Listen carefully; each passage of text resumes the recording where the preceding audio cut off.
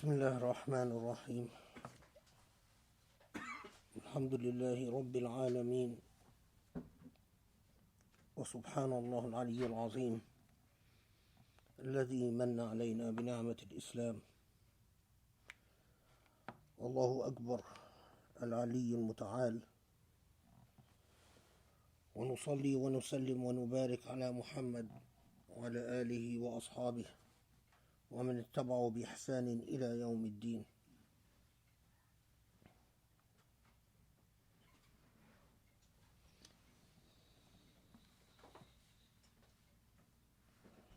لا إله إلا الله.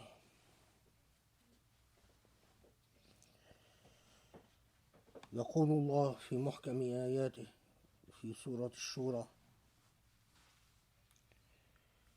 والذين يجتنبون كبائر الإثم والفواحش وإذا ما غضبوا فهم يغفرون،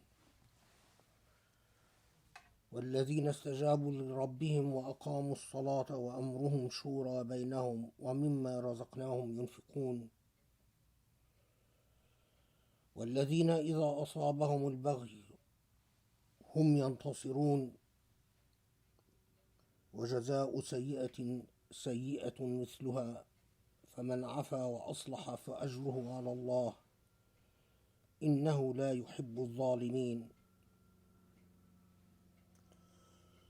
ولمن انتصر بعد ظلمه فأولئك ما عليهم من سبيل، إنما السبيل على الذين يظلمون الناس ويبغون في الأرض بغير الحق، أولئك لهم عذاب أليم. ولمن صبر وغفر إن ذلك لمن عزم الأمور.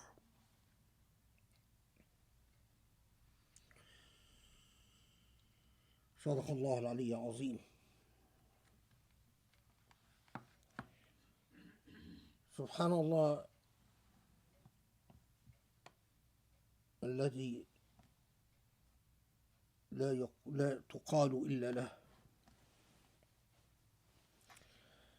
Subhanallah, that gave us the gift of Islam and the wisdom of the revelation and the moral example of Prophet Muhammad, the final prophet, and the moral example of the prophets and the words of the Quran.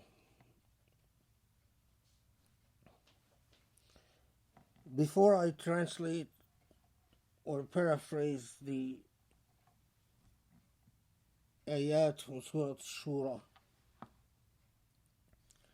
which in so many ways set nothing short of a constitution for our existence and a constitution for our social and moral and ethical order in this world.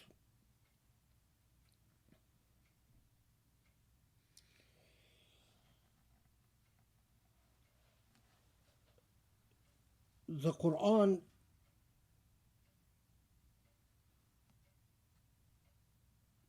manifests the power of words.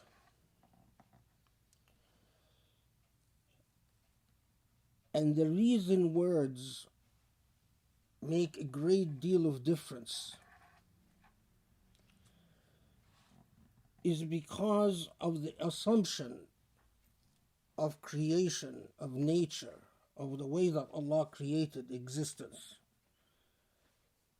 that human beings are intelligent animals, animals capable of reason and reasoning, and intelligent animals and rational animals respond to words. If you reflect upon it, Qudrat al-Aql, as the Quran persistently reminds us, in calling us to our uqul, to our reason.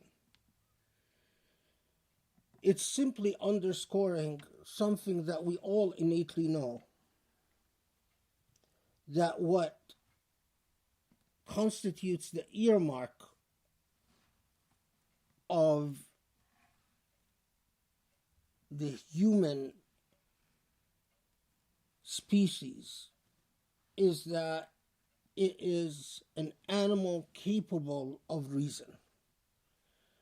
And the way that you reach that reason is through the power of words.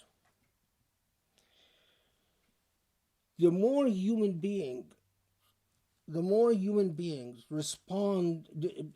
stop responding to words, the more words lose their place and their role in the life of human beings, the more dehumanized the human factor become. So, if you reflect upon this, you will find a direct correlation between Amran, or civilization, and the habits of those who constitute this civilization, their habits in terms of their ability to respond to words, to reason. Put differently, in the same way that Allah created the universe through the power of words, Allah says for something to be, so it bees. Allah effects creation through words. The most miraculous thing about human beings is their ability to decide upon their path, having comprehended the power of words. What makes us accountable before Allah is either our willingness to respond to words, or our refusal and our obstinance before words. Again, if you reflect upon the rather obvious, without words, there would be no accountability. In law, if there is no notice or no law, then you cannot hold someone responsible or accountable. It is the power of words. Having uttered the words that constitute the law creates responsibility. Having uttered the words that constitute notice creates accountability. The way that Allah reaches us and creates the entire mechanism of responsibility and accountability is through the medium of words. And words are revelation. So if Allah speaks to us and puts us on notice through the power of words, if human beings no longer respond to words, the words no longer leave an impact upon them, the entire mechanism of discharging our covenant before Allah, and in fact the entire edifice and the entire mechanism, the very logic, the very reason behind the entire process of creation, covenantal existence, responsibility, accountability, falls apart.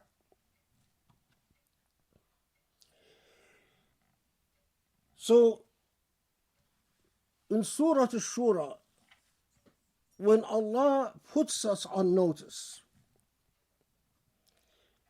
and talks to us in a normative setting, الذين هم, those who,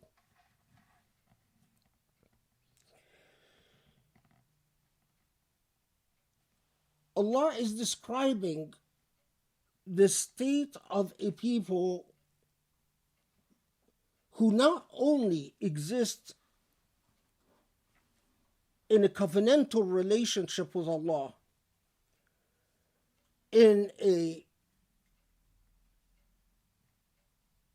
who have not only existed in fully aware of their covenantal relationship, but who are successfully discharging this covenantal relationship.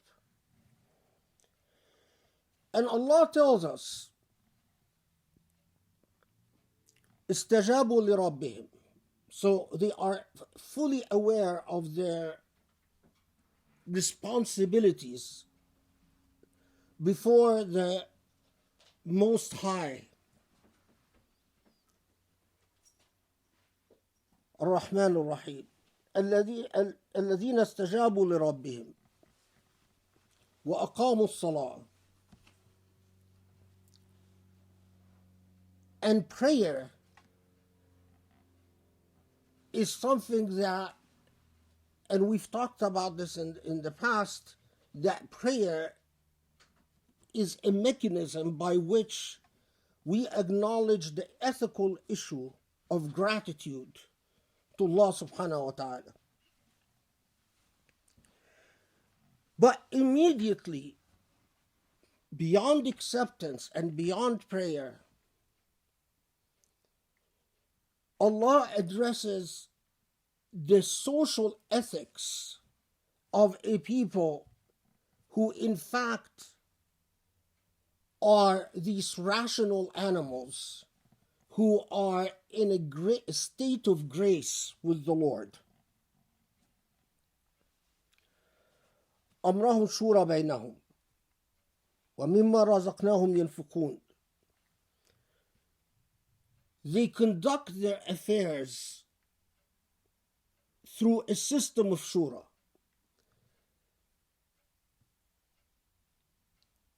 And money is not hoarded and coveted between them, but circulates. مما رزقناهم ينفقون. It is as if Allah is saying that a fully engaged society, what is shura? Shura is the power of words.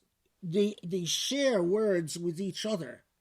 Now, if they share words and they all ignore each other's words, in other words, if they do shura, and consultation doesn't even come close to the idea, so I don't, maybe the better word is deliberation, that their affairs are deliberative among each other, between them. If this deliberative process is formalistic, where they get together, listen to each other talk, and then thoroughly ignore each other, it is hard to imagine that we could say that they've discharged the obligation of shura. Now, of course, in Islamic law, they get into this argument about whether shura is mulzama or ghayr mulzama, binding or not binding. I'm not going to get into that, because that has become a legalistic, technical topic. I am talking about the social ethics of rational Muslim human beings. Their issues are always, the way they negotiate their affairs in life is deliberative. And it is as if this active, deliberative process also leads to the circulation of wealth. But critically, very quickly, in the ayah right following, Allah reminds us, والذين إذا أصابهم البغي فهم ينتصرون. Again, if we are people that take words seriously, when Allah reminds us that those who are in a state of grace with God, استجابوا لربهم, there is a state of ijaba or istijaba. Their affairs are deliberative. Their wealth is not coveted, hoarded. There isn't sharp inequities between the poor and the rich in this society. But then quickly Allah reminds us, in this social ethical order, if there is injustice, baghi, if there is injustice, and there is no way to address this injustice, in other words, if there is no mechanism for intisar ضد البغي, there is no way that in the Quranic language to be literally translated as victorious against injustice. What it means is that there are ways that you can address injustice. If you live in a society in which you cannot address injustice, in which baghi can occur, baghi is a form of ta'addi. Ta'addi is a form of aggression. In other words, when you violate someone else's rights, that's baghi. But what if you exist in a society in which rights can be violated, boundaries can be violated, territory can be violated, but there is no way for intisar ضد البغي, for addressing and conquering injustice? Can you say that this society then is in a state of istijaba li rabbihim, in a state of grace with the Lord? You can't. We don't take the words of the Quran as rational animals. We don't take the words of the Quran seriously. Again, a society in which there is an elite that rules like Fir'aun did, لا أريكم إلا ما أرى, you can only do what I want you to do. Like when Sisi was once talking to the Egyptian people and he said, listen to no one but me. اسمعوا كلامي أنا بس. There's only me.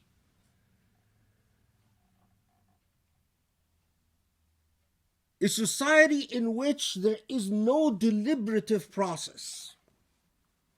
A society in which wealth is not distributed justly. A society in which injustice can occur and there is no way to address injustice.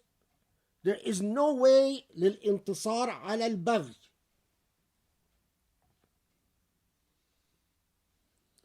Cannot by definition be an Islamic society,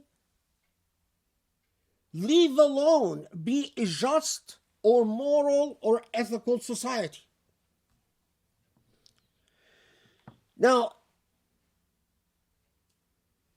Surah Al-Shura goes to greater depths, philosophical depths beyond that, to tell us that as a principle of justice,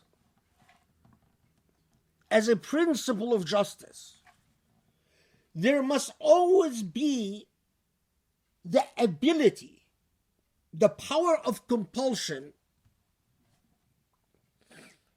to do what?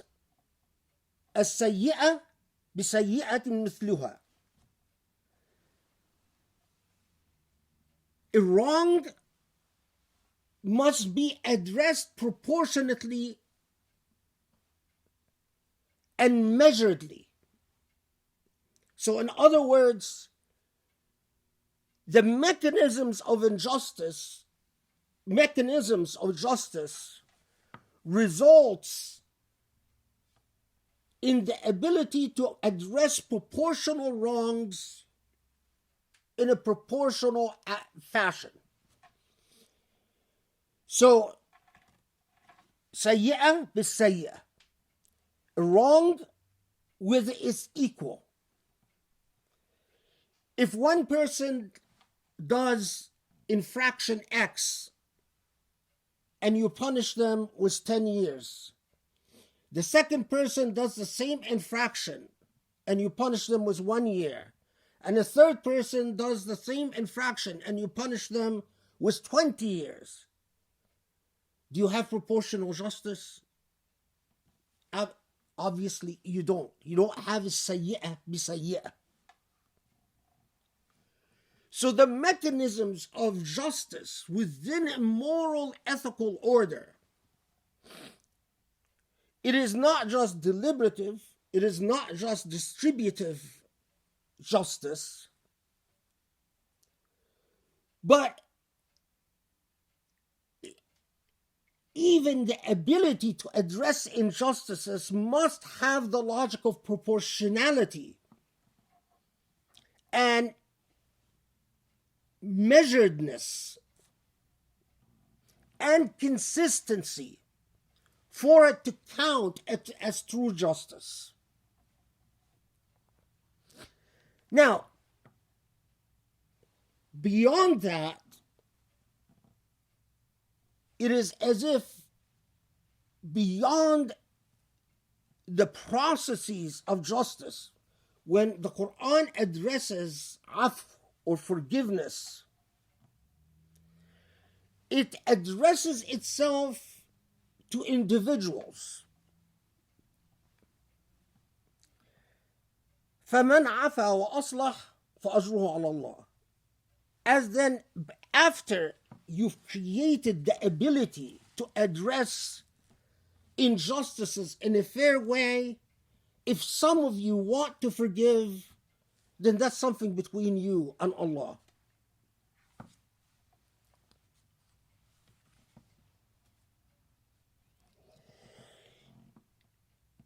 And as if Allah wants to make this point abundantly clear to us,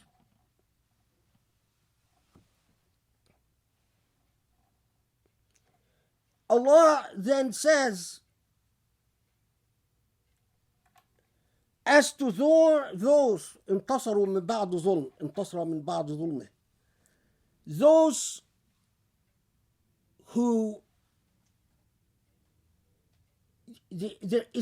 those who respond to injustice by compelling this injustice to end. Al-intisar ala dhulm, meaning bring an end to injustice. Those are not morally blameworthy. It's as if Allah saying, as a method of mechanisms of justice, you are not blameworthy if you response to injustice is to do whatever necessary to end injustice. إنما السبيل على الذين يظلمون الناس ويبغون في الأرض بغير الحق. Allah orienting our attention again and says,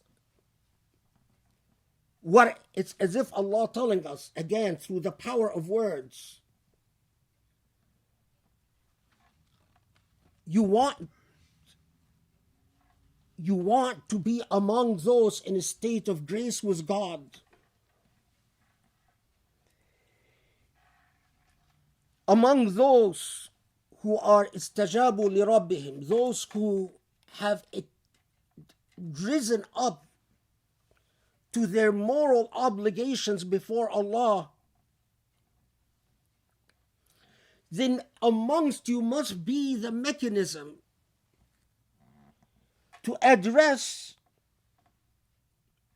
يظلمون الناس ويبغون في الأرض بغير الحق. Those to address those who are unjust and inflict injustice upon people and transgress the boundaries.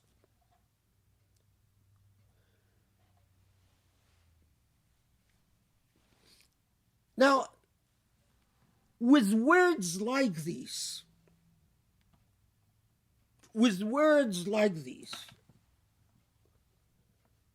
you wonder, how could it be that injustice and political cowardliness and despotism and nepotism and all types of evil isms, how could it be that they are so prevalent in Muslim countries and in Muslim lands?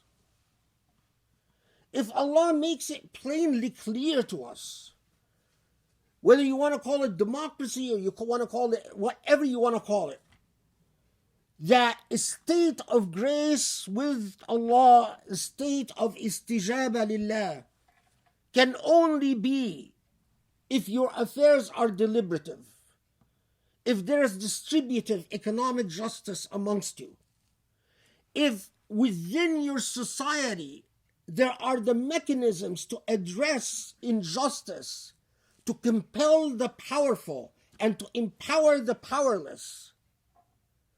And Allah very clearly tells us, these are the rules of the game. You want to be with me? These are the rules of the game. How could it be for God's sake, how could it be that in Muslim lands you have those who say, obey the ruler even if they flog your back and steal your money? In Muslim lands, there are those who philosophize injustice and oppression and despotism. How could it be that even the mechanisms and institutions of justice in Muslim lands are so backwards and reactionary, and to say the least undeveloped? In Muslim lands, maybe engineering is developed, maybe medicine is developed, but it is shocking how undeveloped thinking about justice and in the institutions of justice are.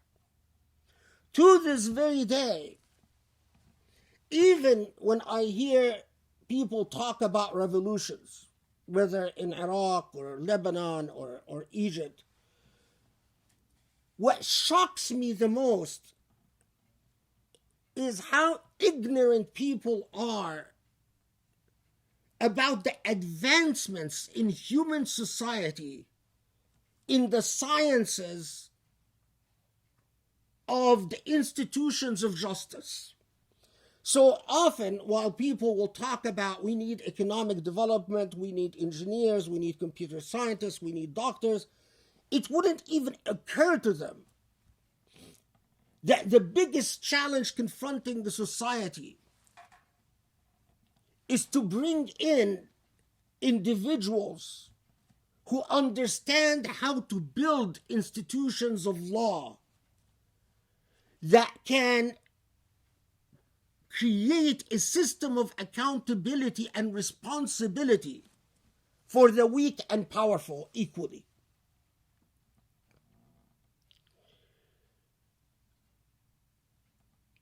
Whether Muslims in the West or Muslims in Muslim countries, our thinking about things like distributive justice, our thinking about the mechanisms of law and the institutions of law are so backwards that it is fair to say that we have attained zero development.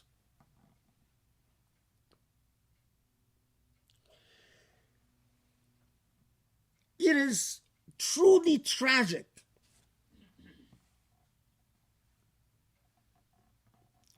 that we still live in an age in which you hear Muslims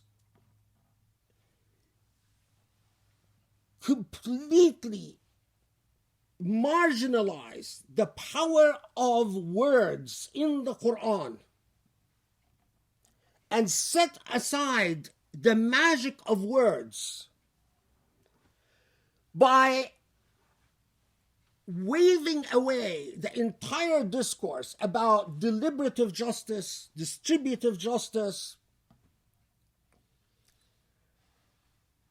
leave alone procedural justice, all of it, by simply saying whoever has shawka, whoever has power, has the right of obedience.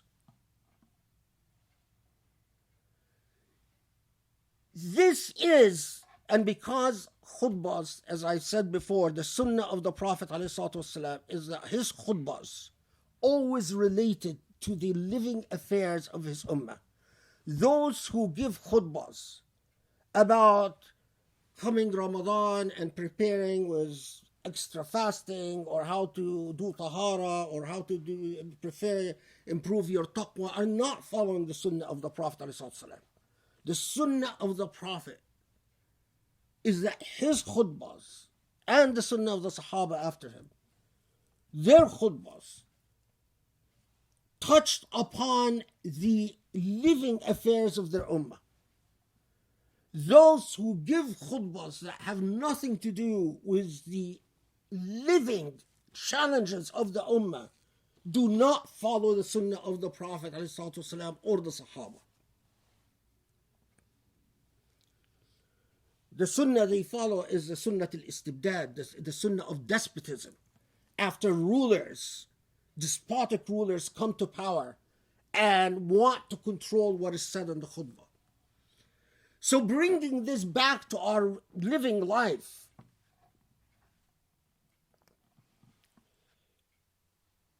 when Muslims read the Quran and they go over something like Surah Al-Shura a million times again and again.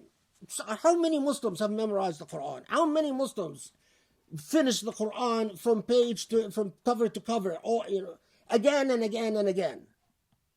But when you see that the institutions of deliberative justice and distributive justice and procedural justice, leave alone substantive justice, are not developing, that means there is a cognitive problem between the reader and the text. In other words, God is speaking, but no one is listening. And if no one is listening, then you get precisely the type of mess that you get in our modern day and age.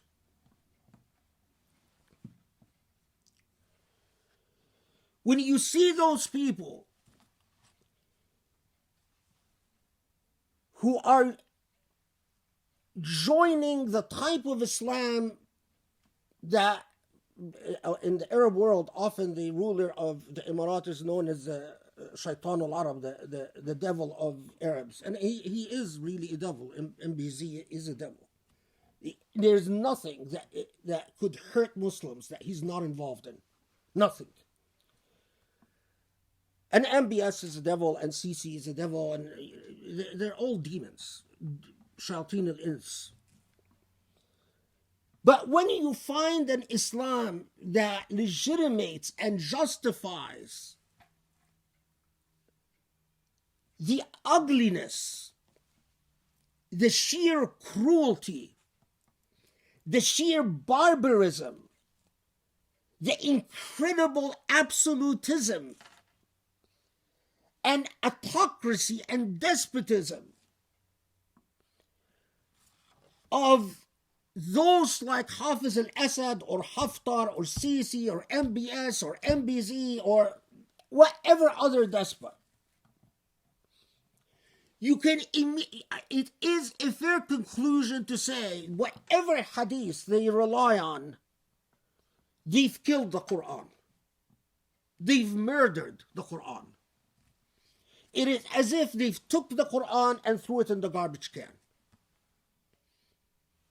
You can either approach the oral tradition of Islam, the oral tradition meaning riwayat, the hadith, the sunnah, the narratives about the tabi'in, and read this entire tradition in light of the moral guidance of the Quran. In other words, to interrogate that tradition in light of the moral, ethical universe that the Quran teaches you. Either you do that, or you end up with a paradox that cannot be reconciled.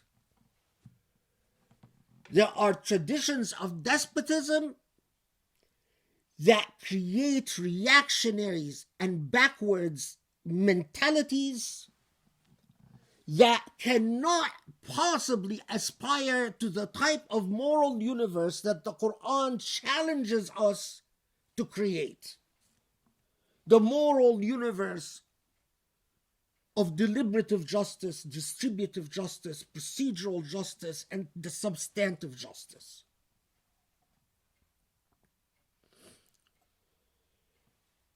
In my view, there are many reasons, among them colonialism, where I can understand why Saudi Arabia is the way it is, the Emirates is the way it is, Egypt is the way it is, Libya is the way it is, etc., etc.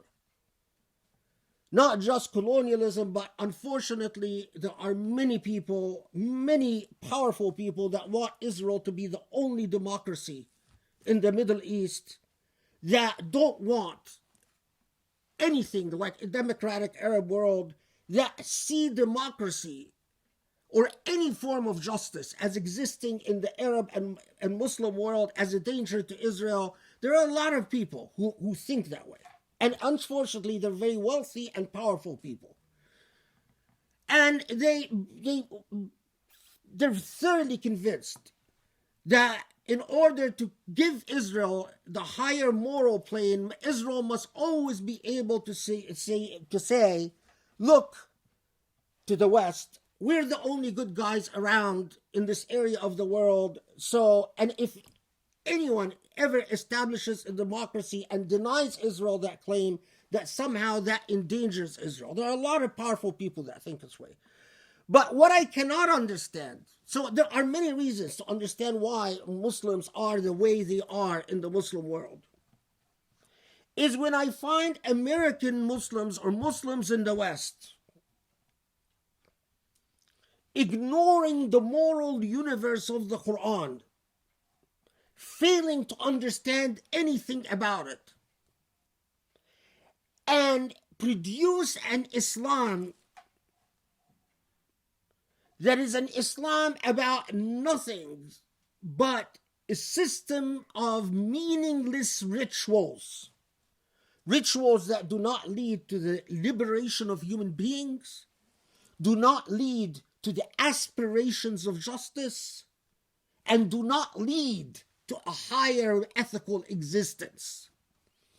To put it bluntly, an Islam that tells you your attitude towards this world must be one of just simply bitter perseverance and sabr and patience.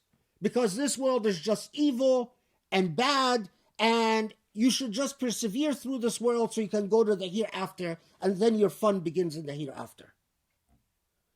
Those who teach that do not only create abnormal psychologies, they create sad, despairing, bitter human beings who have a big chip on their shoulders in this world. do not only create the opium of the people, when religion truly becomes an opium of the people, but they also keep Islam truly a system of darkness and backwardness and reactionism. When religion becomes a vehicle to taking human beings to the depth of darkness instead of elevating the aspirations of human beings to a higher ethical plane, religion becomes something evil and harmful. And that, if we are God-fearing Muslims, is something that we cannot accept about our faith. أقول قولي هذا وأدعو الله يستجيب لكم.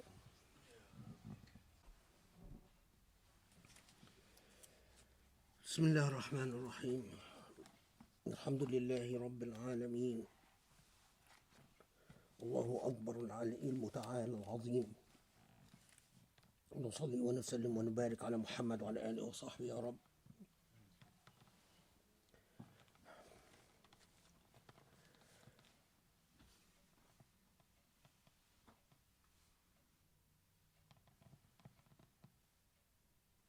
Yesterday, I get a message from one of my friends who works in the human rights field. He was asking me for some help because there is an Egyptian man called Ahmed Sabea who was arrested and disappeared a month ago, and then was released briefly and then re-arrested, and he's disappeared again. And he was asking me for help about Ahmed Sabea. He asked me, he says, have you heard of Ahmed Sabea? And I said, no, I hadn't heard of Ahmed Sabea. So he said, well, can you do me a favor and go find out, do some research about this man, because you should know about Ahmed Sabea. So I spent several hours figuring out who Ahmed Sabea is.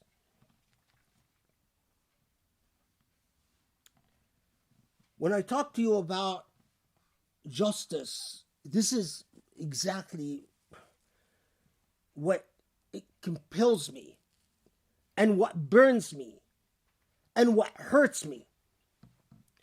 So I do research on who Ahmed Sabea is, and I find the following. Ahmed Sabea is a comparative religions scholar.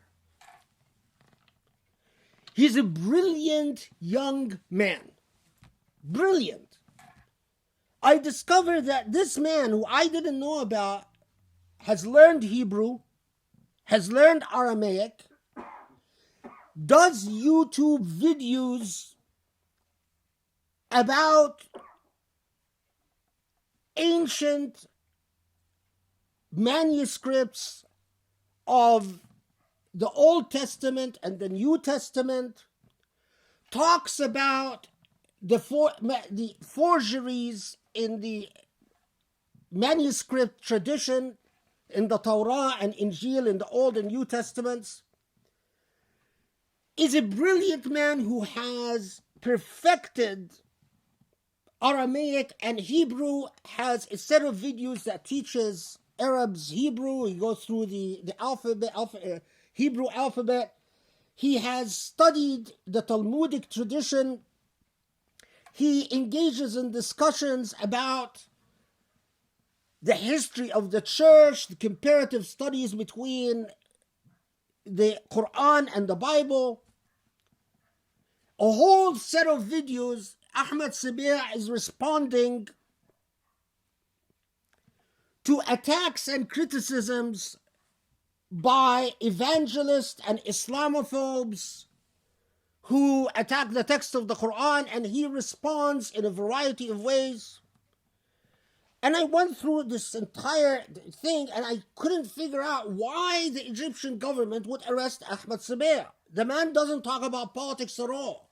He doesn't talk about the peace treaty. He doesn't talk about the so-called peace treaty, the deal of the century. He doesn't talk about Sisi. Doesn't talk about revolution. Doesn't talk about Saudi. Doesn't talk about the Emirat. Doesn't talk about anything political. All he talks about is the Quran, the Torah, and the Injil, the Old Testament, the New Testament, and the Quran, and the history of comparative religions. Then finally, I find a video in which Ahmed Sabeh talked about the following. Recently, some of you might have heard of this. There was the Pope was greeting people, saying hello to some people. A woman grabs the Pope's hand, Pope Francis, and pulls him towards her. The Pope lost his cool and started slapping the woman's hand so she will let go. The Pope apologized the next day and he said, I lost my temper. Ahmed Sabeh shows this video clip and says, which is a rather obvious point, compare this to what happened with the Prophet ﷺ. The Pope, when a woman grabbed his hand, slapped her hand away, the Prophet ﷺ was walking with Anas in a market. A man came and grabbed him from his collar and yanked him so hard it left a mark on his neck. And the man yelled at the Prophet, give me some money. The Prophet turned around and smiled at the man. And Ahmed Sabeh was saying that the Pope reacted inappropriately when he was grabbed. He yanked a woman's head, slapped a woman's hand. And compare this to how Muhammad ﷺ reacted by smiling at the man that yanked him and hurt his neck.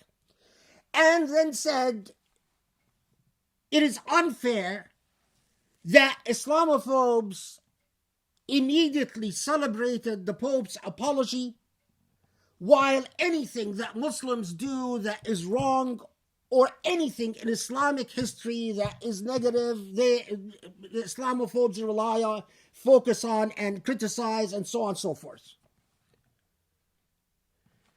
I discover after a lot of research that what happened is that Christians in Egypt, the church in Egypt, complained that Ahmed Sabeh criticized the Pope for slapping the woman's hand, and because of that he was arrested in Egypt.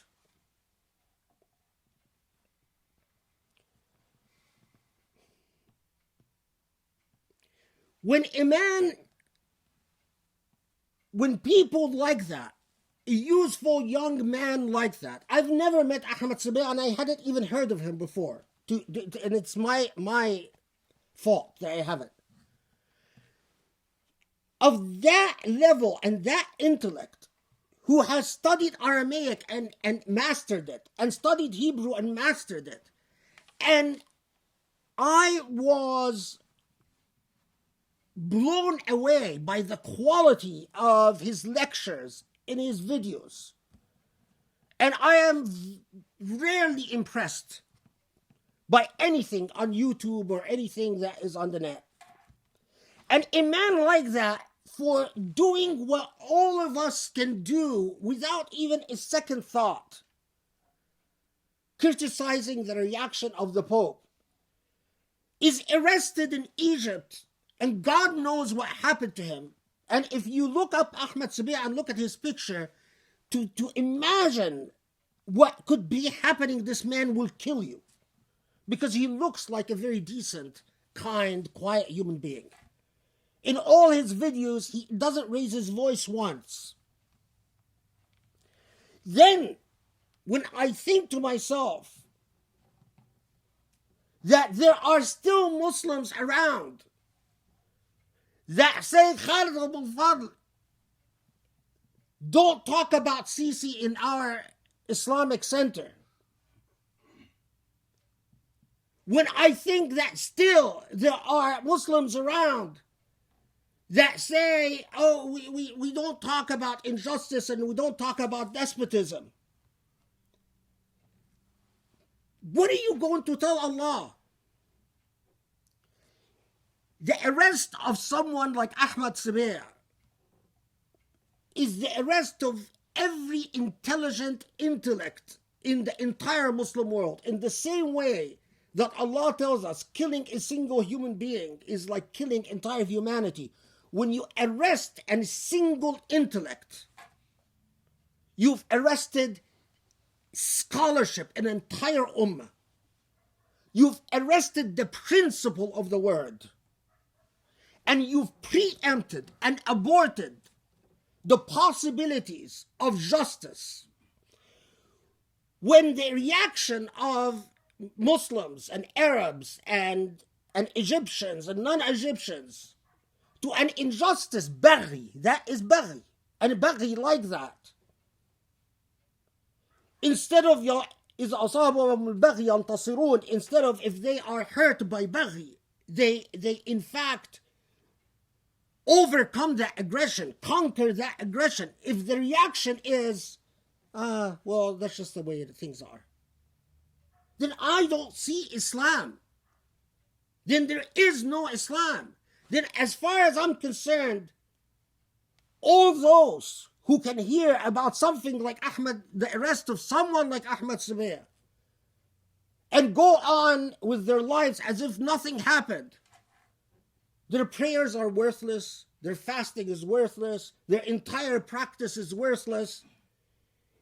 At a minimum, if they cannot do anything, that their heart condemns it.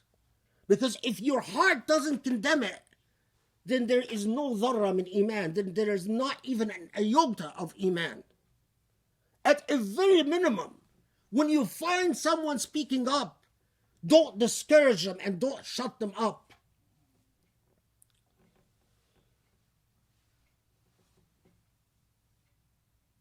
I will close with this. Allah challenges us. Allah challenges us to establish justice among us, to overcome dhulm and baghi, to overcome injustice and aggression. Allah challenges us to institute justice through its various branches: deliberative justice, distributive justice, procedural justice, and substantive justice. Allah challenges us to do so as an extension of our covenantal relationship with Allah. And as long as we do not realize that Islam is heart and soul a rebellion against injustice and oppression and despotism and suffering, then we have betrayed Islam itself. Allahumma afu anna, Allahumma aghfir lana, Allahumma arhamna, Allahumma ansur al-Islam, wahdina li-aqraba min hadha rashada ya Ali ya Azim. Allah, forgive our sins. Grant us your guidance and your light and your illumination. Allah, guide us to a better path and a clearer path, and guide us to be able to uphold the virtues and morals and ethical order of Islam. Ya Ali, Ya Azim. Wa salli wa sallim wa barik ala Muhammad wa ala alihi wa ashabihi wa man tabi'ahum bi ihsan ila yawm ad-din wa aqim as-salah.